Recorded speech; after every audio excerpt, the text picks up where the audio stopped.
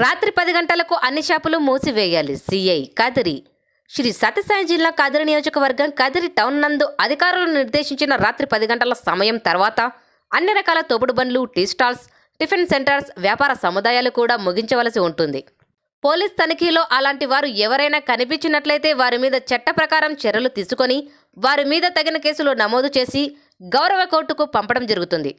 ముఖ్యంగా యువత ఎవరూ కూడా అవసరం లేకుండా రోడ్డు మీదకు రావద్దని విజ్ఞప్తి చేయడమైనది. ఎక్కడైనా ఎవరైనా యువకులు త్రిబుల్ రైడింగ్, బైక్ వీలింగ్ చేసినా లేదా తాగి రోడ్డు మీద బండి నడుపుతూ కనిపించినా డ్రంక్ అండ్ డ్రైవ్ టెస్టులు చేయబడును. వారు తాగినట్లు నిర్ధారణ అయితే వారి మీద ఖచ్చితంగా కేసులు నమోదు చేయడం జరుగుతుంది.